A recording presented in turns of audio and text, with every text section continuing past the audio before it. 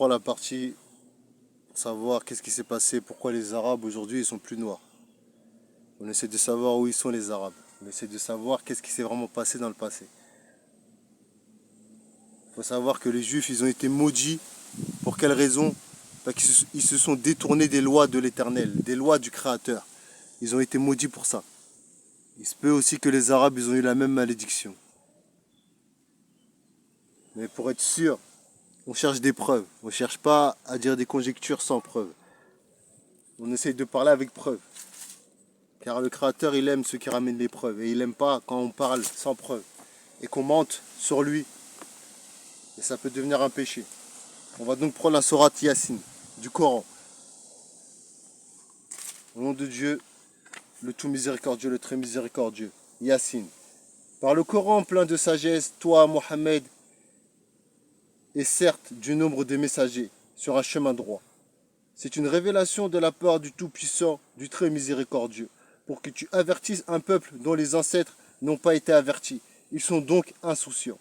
En effet, la parole contre la plupart d'entre eux s'est réalisée. Ils ne croiront pas. Nous mettrons des carcans à leur cou, et il y en aura jusqu'au menton, et voilà qu'ils iront tête dressée. Je continue. En effet, la parole contre la plupart d'entre eux s'est réalisée, ils ne croiront pas. Là, il parle des Arabes. Il dit qu'ils ne croiront pas. Nous mettrons des carcans à leur cou, et il y en aura jusqu'au menton, et voilà qu'ils iront tête baissée. Nous mettrons une barrière devant eux, et une barrière derrière eux. Nous les recouvrirons d'un voile, et voilà qu'ils ne pourront rien voir. Cela leur est égal que tu les avertisses ou que tu ne les avertisses pas. Ils ne croiront pas.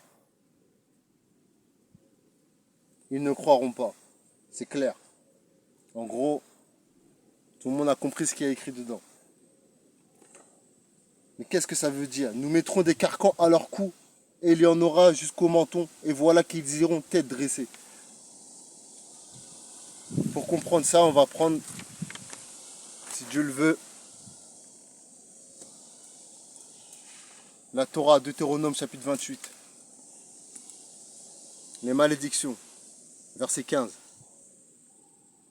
En revanche, si tu n'obéis pas à l'Éternel ton Dieu, en respectant et en mettant en pratique tous ses commandements et toutes ses prescriptions et toutes ses lois que je te donne aujourd'hui, voici toutes les malédictions qui t'atteindront et seront ton lot. Là, il y a des cinquantaines de malédictions, mais nous, on va sauter des lignes. On va prendre directement le verset 48. Tu serviras au milieu de la faim, de la soif, de la nudité et de la disette et toutes choses, de toutes choses, tes ennemis que l'Éternel enverra contre toi. Il mettra un joug de fer sur ton cou jusqu'à ce qu'il t'ait détruit. Je continue, je le relis. Tu serviras au milieu de la faim, de la soif, de la nudité et de la disette de toutes choses. Tes ennemis que l'Éternel enverra contre toi. Il mettra un joug de fer sur ton cou jusqu'à ce qu'il t'ait détruit. Là, c'est clair. Vous voyez, les enfants d'Israël, les Juifs, ils ont été emmenés à l'esclavage encore et encore dans le passé parce qu'ils désobéissaient aux lois. Mais le Créateur, il est juste. Si les Arabes, ils ont reçu des lois et qu'ils n'ont pas obéi, qu'ils n'ont pas cru et qu'ils se sont égarés, eux aussi, la punition, c'est la malédiction de l'Éternel et c'est l'esclavage. C'est l'esclavage. Et là, dans le Coran, c'est écrit clairement qu'ils auront un joug à leur cou. C'est écrit clairement que le Créateur, il a décrété qu'ils ne croiront pas, une partie d'entre eux. Mais je continue. On va chercher plus de preuves dans le Coran. Plus de preuves. Plus de preuves. On va prendre la sourate Baqara, verset 135. Mais là, on va le lire en arabe.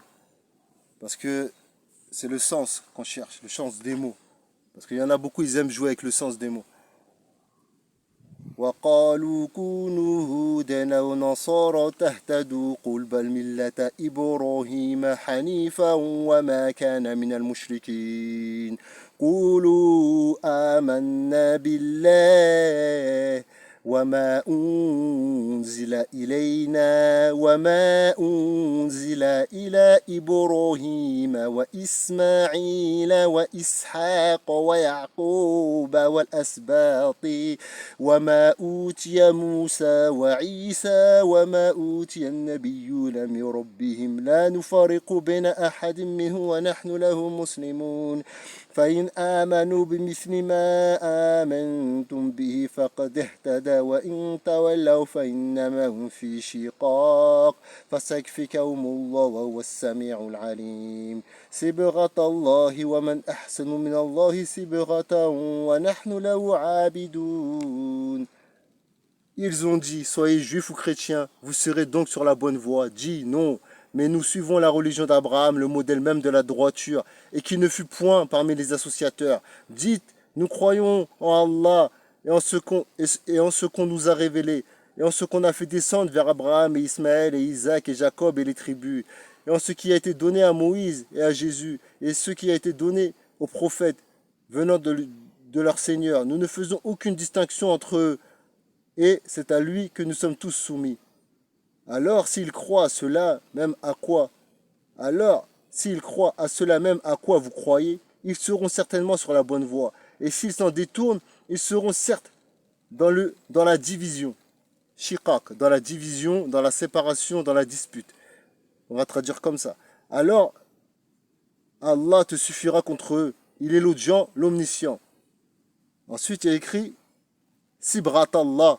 Sibratallah, Sibratallah, c'est le teint en arabe. Sibratallah, c'est pas la religion comme ils ont traduit. Ils sont très forts les gens. Sibratallah, prends un dictionnaire et regarde le sens de Sibrata. Sibrata en arabe, ça signifie quoi? Ça signifie le teint, la couleur.